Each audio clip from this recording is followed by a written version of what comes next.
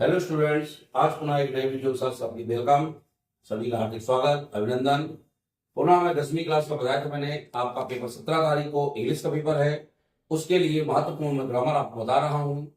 निश्चित रूप से मुझे यह विश्वास है जो मैं यहाँ बता रहा हूँ उनमें से वाक्य ही कुछ परीक्षा में को पूछे जाए, तो वो आपको अच्छी तरह करना है और यहाँ अच्छी तरह समझना है। वीडियो को बार बार देखना है और महत्वपूर्ण चीजें नोट भी करना है। मैंने आपको सुबह बताया था, डू एज डायरेक्टेड, माने जैसा कहा जाए वैसा करना ही आएगा।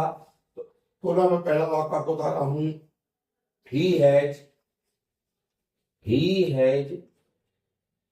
Taken T. आपने यहां देखा टेकन टी कह रहा है और इसमें कहेगा चेंज इंट्रोगेटिव। क्या कहेगा? चेंज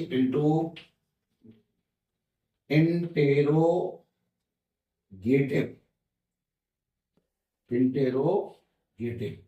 अब मैंने आपको बताया था, यदि वाक्य इंटेरोगेटिव के रूप में पूछा जाता है तो ये आपको ध्यान रखना है। इंटेरोगेटिव में सहायक क्रिया पहले आती है। क्या आती है? हेल्पिंग वर्ब पहले आती है। यदि हेल्पिंग वर्ब उसमें देकर आई है तो बहुत अच्छी बात है, उसको ही पहले ले जाएंगे। यदि हेल्पिंग वर्ब नहीं दी तो क्रिया का फर्स्ट फॉर्म दिया होगा तो आपको डू पहले लगाना है। क्रिया में एसेस दिया होगा तो डज पहले लगाना है, और दूसरा रूप आ जाए तो आपको डिड पहले लगाना। लेकिन चूंकि इसमें हैज लगा है, ये प्रेजेंट परफेक्ट की क्रिया शुरू में हैज लगाएंगे, लेकिन एच को यहाँ पर कैपिटल कर देंगे क्योंकि पहला लेटर कैपिटल बन जाता है। यहाँ पे ही है तो है के बाद आ जाएगा ही। क्रिया का थर्ड फॉर्म जो पाते हुए तो यहाँ टेकन आएगा और टेकन के बाद टी, लेकिन अंत में साइन ऑफ इंट्रोगेशन यानी प्रश्नवाचक चिन्ह लगाना ना भूलें। इस तरह से आपको ध्यान रखना है। दूसरा बात बताऊं मैं आपको, सी लिव्ड इन शिवपुरी। देखते हैं ये अच्छे से, ये महत्वपूर्ण वाक्य परीक्षाओं के लिए। She lived in Shivpuri. अब देखिए मैंने यहाँ पे आपको एस कैपिटल कर दिया। क्यों कर दिया? क्योंकि यह क्या है, किसी शहर का नाम है, जिले का, इसलिए हमने एस को कैपिटल बनाया है। शहर का नाम, तहसील का नाम, कुछ भी ये नाम आते हैं तो उनके लेटर पहला कैपिटल बन जाता है। अब मैंने अभी बताया था यदि दूसरा रूप लगा हुआ, दूसरा रूप लगाना यानी वाक्य हो गया पास्ट का सिंपल, इसकी क्रिया शुरू में बनेगी डिड। इसमें भी कहेगा चेंज इनटू इंट्रोगेटिव, इसी तरह लेकर आएगा। एंड रीराइट द सेंटेंस, तो इस प्रकार से डिड लगा दिया। कर्ता सी में एस को इस्तेमाल कर देंगे, पहला लेटर तो कैपिटल होगा, बीच के सब स्मॉल होंगे। लेट डिड ही हो गया, ये दूसरा रूप है। जब दूसरा रूप आपका होता है, डिड लगा देते हैं तो दूसरे का बना दिया जाता है प्रथम रूप, यानी लिव्ड लिव्ड होता है। इन, अब ये शहर नाम है तो एस को कैपिटल ही करेंगे और यहाँ लिखेंगे शिवपुरी। क्या लिखेंगे? और साइन ऑफ इंट्रोगेशन, क्योंकि यह इंट्रोगेटिव है। तीसरा वाक्य दिया गया है, he gives me uh book, और फिर कहेगा इसमें चेंज इनटू इंट्रोगेटिव। तो आप यहां देख रहे हैं क्रिया में क्या लगा है, एस या ईएस लगा है। तो एस या ईएस होने पर हम शुरू में क्या लगाते हैं? डज लगाते हैं। क्या लगाते हैं? डज। कर्ता का इसका है, ही आ जाएगा। जब यहां पर डज लग जाता है तो क्रिया का फर्स्ट फॉर्म लगेगा, इसका एस हट जाएगा। बाकी वाक्य में कोई चेंज नहीं, वी आप बुक आएगा और साइन ऑफ इंट्रोगेशन आएगा। साइन ऑफ इंट्रोगेशन अगर ना भूले, इस पर भी अंक परीक्षा में काट दिए जाते हैं, ये आपको ध्यान रखना है। अगला चौथा वाक्य बताऊं, I do my work. I do, ये आपकी क्या लगा है, आप इसको सहायक क्रिया नहीं पढ़ेंगे क्योंकि सहायक क्रिया के बाद फिर यहाँ क्रिया आनी चाहिए मेन वर्ब, वो नहीं आई, यानी ये हमको क्या मानेंगे? मेन वर्ब मानेंगे। मैंने सुबह भी इस तरह का वाक्य निगेटिव बताया था आपको। डू लगा है तो डू यानी क्रिया का लगा है पहला रूप, तो शुरू में लगाएंगे डू। क्या लगाएंगे? डू। डू पर करता क्या है? आई, और फिर से डू आएगा, ये मेन वर्ब आएगी ही क्योंकि मेन वर्ब है, हेल्पिंग वर्ब नहीं है। शुरू में तो हेल्पिंग आ गई, लेकिन यहाँ मेन वर्ब नहीं छोड़ेंगे। बच्चे क्या करते हैं, बहुत सारे डू तो लिख देंगे लेकिन ये डू छोड़ जाते हैं और उनका वाक्य गलत हो जाता है। इस तरह से मैं बता रहा हूं कि ये किसी भी रूप में मत छोड़े, कुछ भी आ सकता है। पांचवा एक वाक्य और इसी के साथ हमारा रह गया, ही डज हिज वर्क। ये वाक्य बहुत पूछते हैं, बहुत परीक्षा में पूछे जाते हैं, क्योंकि ये धोखेदार वाक्य है और इसका भी कह दिया हमने इंट्रोगेटिव बनाना है। इसको बनाने के लिए शुरू में चूंकि क्रिया में से लगाना, यहाँ ले ले डज बनेगा शुरू में, करता क्या है ही लिख दे। अब इसका ईएस हटा देंगे, क्या जाएगा डू आ जाएगा ना, और फिर यहाँ पे आएगा हिज और यहाँ वर्क और साइन ऑफ इंट्रोगेशन लगाना नहीं भूलेंगे। ये प्रश्नवाचक चिन्ह अंत में आता है, ये इंट्रोगेटिव की पहचान है कि अंत में साइन ऑफ इंट्रोगेशन कहते हैं इसको, अर्थात प्रश्नवाचक चिन्ह अंत में पूछा जाएगा। इस तरह से कोई भी वाक्य आते हैं आपको इंट्रोगेटिव के रूप में है, मात्र आपको क्रिया देखना है। यदि क्रिया दी गई सहायक क्रिया तो उसको पहले लगा के नियमानुसार टेंस के नियमानुसार बना देना है। नहीं दी गई तो तीन चीज में नहीं आती, या क्रिया का पहला रूप होगा तो आपको डू पहले लगाते हैं, क्रिया में एसेस होगा तो आप डज पहले लगाएंगे, और दूसरा रूप होगा तो डिड पहले लगाते हुए क्रिया का सेकेंड फॉर्म फर्स्ट फॉर्म नहीं भूलेंगे, यानी कर्ता के बाद क्रिया का फर्स्ट फॉर्म लगाया जाता है। इस तरह से वाक्य इंट्रोगेटिव के हैं। आप वीडियो को रोक करके इनको नोट भी कर सकते हैं, और यही वाक्य मेरी समझ से परीक्षा में आ गए तो आपको समस्या नहीं होगी। इस तरह से आपको वाक्य लिखिए और इनको आप बहुत अच्छे समझिए। जो समस्याएं वो हमसे कमेंट करके पूछिए। कोई वाक्य आए आपका, कोई सन में परीक्षा में आया 24 वाले, 24 के अलावा 23 वाले, 22 वाले, उन वाक्यों को हमसे जरूर पूछिए। मैं भी पेपर खोलकर आपको सबके बताऊंगा, पूरे वाक्य पूरे कर दूंगा क्लियर। उनसे भी कभी कभी फंस जाते हैं तो आपसे गलत नहीं होने पाए। अगला वाक्य है, मान लीजिए यहाँ आया, आगे देखिए, यहां कह दिया अमन इज वेरी इंटेलिजेंट। इंटेलिजेंट बुद्धिमान तो आपको पता है, पहला वाक्य बता रहा हूं मैं आपको। इसी के साथ दूसरा वाक्य दिया गया है, he can pass the exam easily. He can pass the exam easily. Easily. Why है? अमन बहुत बुद्धिमान है, वह आसानी से एग्जाम पास कर सकता है। आसानी से, इसी माने आसानी से। अब इसका रहेगा यूजिंग सो डैश दैट, फिर कहेगा एंड रीराइट द सेंटेंस। वो मैं आपको बता दूंगा कई बार, साथ में लिखकर आएगा एंड रीराइट द सेंटेंस, यानी वाक्य को दोबारा लिखिए। अमन चूंकि यहां करता है तो अमन शुरू में लिखेंगे, सहायक क्रिया इज है तो इज लिखेंगे। अब वेरी माने बहुत, अधिक, और सो का अर्थ होता है इतना, तो इसके स्थान में हमें सो लगा देना है। इसका अर्थ था अमन बहुत बुद्धिमान है, तो इसका हो जाएगा अमन इतना बुद्धिमान है। इतना बुद्धिमान आ गया ना वो चीज, इतना माने बहुत ज्यादा, इतना मीन्स बहुत ज्यादा। जैसे कहते हैं वह बहुत तेज दौड़ता है, और फिर कहते हैं वह इतना तेज दौड़ता है, इतना माने बहुत ज्यादा, इतना का अर्थ अधिक से ही है।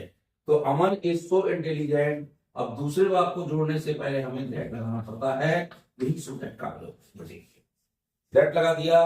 दूसरे वाक्य में अर्थ के अनुसार तो कोई चेंज नहीं, इसमें कोई चेंज नहीं होगा, और यदि अर्थ डिपेंड करता है तो उसके हिसाब से लिखते हैं ही कैन पास, पूरा आ जाएगा द एग्जाम इजली। ये वाक्य वेरी मोस्ट परीक्षा के लिए, ये इस तरह के वाक्य परीक्षा में आते हैं तो हमें इस तरह से बनाना है। मान लो यहाँ पे टू सो दैट नहीं लिखता, कहता टू टू लगाओ, टू टू भी इसके स्थान पे लगता है, चाहे ये आ जाए तो टू टू आ सकता है, ये दो वाक्य आ जाए तो टू टू भी पूछ सकता है। तो टू टू का प्रयोग देख रहे हैं, पढ़ा चुका मैं आपको। यहाँ आएगा अमन, सहायक क्रिया ए, इसके स्थान में हमें टू लगा दें, टी डबल वाला, एक टी डबल वाला पहले लगना है, बाद में टी ओ वाला लगना है, टू आएगा, और यहाँ आएगा इंटेलिजेंट आएगा। अब दूसरे वाक्य को जोड़ने से पहले करता हमारे एक से समझ में आ रहे हैं तो कुछ नहीं करते, सीधे हम दैट के स्थान में टू लगा देते हैं।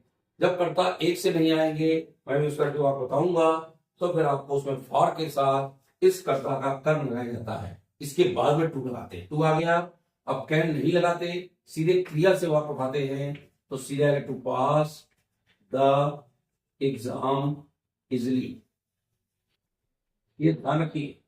बाद में इसमें जब कैन या कैन नॉट कुछ भी ऐसा आता है, कुड नॉट कुड आता है, तो उनको नहीं लगाते हैं, सीधे टू के बाद हम हेल्प मुख्य क्रिया से वाक्य को जोड़ देते हैं। तो इस तरह से चाहे ये वाक्य आए तो टू से ऐसा बना देना है, चाहे दो वाक्य आए चाहे टू से बनाना है तो ऐसा बनाना है, और टू से आता है तो सो दैट से बनाना है। सो दैट बनाने के बाद ये ध्यान रखना, ये यहाँ पे जो करता है यहाँ होगा उसी कर्ता का प्रोनाउन यहाँ पर आता है दैट के बाद। क्या आता है? प्रोनाउन। और फिर कैन या कैन नॉट या कुड नॉट लगाया जाता है अर्थ को देखते हुए। तो ये आपको सो दैट इस तरह से बनाना है। अगला वाक्य देख लें। अगला देखें यहाँ पे, they played well, they played well, well माने अच्छी तरह से, उन्होंने अच्छी तरह से खेला, दे कुड नॉट। दूसरा वाक्य बता रहा हूं, they could not win the match, win the match. ये वाक्य एक वाक्य ये अगला उदाहरण है, पहला और दूसरा वाक्य। दूसरे का पहला वाक्य ये है, दूसरा वाक्य ये है, ऊपर नीचे भी आ सकते हैं। दे प्लेड वेल, उन्होंने अच्छी तरह खेला, और फिर कहता है वो नहीं जीत सके मैच, उन्होंने अच्छी तरह खेला, मैच नहीं जीत सके। और उसमें कहेगा यूजिंग दो, THOUGH, ये नया आपके लिए। दो का अर्थ होता है यद्यपि, दो माने क्या होता है? यद्यपि। मैं लिख देता हूं, आप लोग उसको नोट कर लें, यद्यपि। अब बात आती है यद्यपि का प्रयोग कैसे करते हैं, तो ध्यान रखिएगा। यद्यपि जोड़ने के लिए हमें जब वाक्य को बनाते हैं तो शुरू में लगेगा यद्यपि उन्होंने अच्छा खेला, फिर भी, और यद्यपि के आगे डैश आएगा और यहाँ आएगा फिर भी या तो भी, यद्यपि तो भी। तो शुरू में यदि हमने दो को लगा दिया, ये दो, जब दो शुरू में लग गया, यद्यपि उन्होंने प्लेड खेला, वेल माने अच्छा, यद्यपि उन्होंने अच्छा खेला, और फिर कामा जरूर लगेगा वाक्य को जोड़ने के। इसका मतलब फिर भी वे मैच नहीं जीत सके, तो पूरा आएगा they could not win the match, फिर भी वे मैच नहीं जीत सके। यद्यपि उन्होंने अच्छा खेला, फिर भी मैच नहीं जीत सके। तो इस तरह से वाक्यों को बनाया जाता है यद्यपि जोड़कर। सिर्फ आपको दो का अर्थ पता होगा, इसको दो पढ़ते हैं, THOUGH, दो माने जाता होता है यद्यपि, और डैश लगा के फिर भी, डैश का अर्थ यहाँ कामा से आएगा, और इसका मतलब इसके बाद कुछ ना कुछ लिखा जाता है। दो के बाद ये दो लिखा ना, तो दो में लिख दिया, फिर कामा का अर्थ होगा फिर भी, और दूसरे वाक्य को जोड़ा जाता है। इस तरह आपको वाक्य को लिखना है, ये ध्यान रखिएगा। इस तरह से कोई भी वाक्य आता है। अगला ही बता दो मैं वाक्य तीसरा, मान लो हमने लिख दिया मोना इज एब्सेंट टुडे। क्या हुआ? मोना आज अब्सेंट है, अब्सेंट माने अनुपस्थित है। और दूसरा वाक्य कह दें मोना इज नॉट वेल, और चाहे कहते सी इज नॉट वेल, वह अच्छी नहीं है, स्वस्थ नहीं है, वह स्वस्थ नहीं है। यहां पे वह भी आ सकता है और दोबारा मोना भी लिख सकता, दोनों आते हैं, ध्यान रखिए अच्छे से। और इसमें कहेगा यूजिंग बिकॉज माने होता क्योंकि, एंड सब में लिखाएगा रीराइट द सेंटेंस, सब में लिखेगा एंड रीराइट द सेंटेंस। तो इसमें अर्थ हुआ मोना आज अनुपस्थित है क्योंकि वह अच्छी नहीं है या स्वस्थ नहीं है। क्योंकि देखो आगे ना, बिल्कुल आसान, हमने शुरू में लिखा मोना इज एब्सेंट टुडे लिखा था, टुडे लिख दिया। इसके बाद कामा लगेगा, सॉरी कामा नहीं आ चुकी, बीच में क्या लगाना है? विकास, तो कामा नहीं आएगा, सीधे लिखेंगे विकास, और विकास का होगा क्योंकि। क्या हुआ? मोना आज अनुपस्थित है क्योंकि, अब दोबारा यदि मोना आता है तो इसका प्रोनाउन लग जाता है। एक वाक्य में दो बार नाम नहीं लिखे जाते, यहाँ प्रोनाउन आएगा, और प्रोनाउन जब आएगा तो प्रोनाउन मोना का क्या बनेगा? सी। और जो कहते हो इज नॉट वेल, क्योंकि वह स्वस्थ नहीं है। क्योंकि आ गया, अब हम होना था इसीलिए जो सी ही आया है तो फिर कोई बात नहीं, हमें सी जो तो लिखना पड़ेगा। इस तरह से विकास का वाक्य बनाते हैं, यानी दिखाया जाता तो इस तरह से, तो आएगा तो इस तरह से। मैं चूंकि वाक्य ही आपको बता रहा हूँ, मुझे ऐसा जो लग रहा है कि परीक्षा में इंपॉर्टेंट है, इस तरह के वाक्य परीक्षा में पूछे जा सकते हैं, वह मैं आपको बताता जा रहा हूँ और आपको ये नोट करते जाना है। मुझे विश्वास है कि वाक्य ही परीक्षा में कहीं ना आ जाए, इस तरह से आपको देखना है। अगला वाक्य, अनलेस इट रेन्स, क्या हुआ, यदि बारिश नहीं होती है। अनलेस का अर्थ लग रहा था यदि नहीं होता ना, यदि बारिश नहीं होती है, we shall go to school, we shall go to school. आप ये ध्यान रखिए, जब भी अनलेस लगा होगा तो यहां कहेगा यूजिंग इफ, क्या कहेगा, if, and rewrite the sentence. आप बता दूं मैं, अनलेस का अर्थ होता है यदि नहीं और डैश तो, लेकिन यदि यहां पे इफ लगेगा तो इफ का अर्थ क्या बन जाता है, यदि तो यदि के नहीं के बराबर इफ करना है तो इफ के साथ क्या जोड़ना पड़ता है, नॉट। जब नॉट जोड़ते हैं तो नॉट का नियम टेंस का लगता है, नॉट अपने आप नहीं जोड़ते, नॉट चूंकि हेल्पिंग वर्ब के साथ आता है इसलिए लगाना पड़ेगा। लगाया हमने इफ, कहेगा यूजिंग इफ इन, कहेगा प्लेस ऑफ अनलेस, कहता अनलेस के स्थान में इफ लगाइए एंड रीराइट दिस सेंटेंस, और वाक्य को दोबारा लिखिए। तो यहाँ पे क्या लगाएंगे, इफ, कर्ता जो को जब आएगा ना। अब जब यहाँ क्रिया में ऐसे लगा होता तो क्या लगता है, डज नॉट, क्या लगता है, डज नॉट लग जाएगा तो क्रिया ऐसा हट जाएगा, और यहाँ क्या जाएगा, रेंट, क्या जाएगा, अर्थ वही हो गया। यदि बारिश नहीं होती है, इसका अर्थ भी हो गया, यदि बारिश नहीं होती है तो हम स्कूल जाएंगे, बाकी कोई चीज नहीं, we shall go to school, तो हम स्कूल जाएंगे।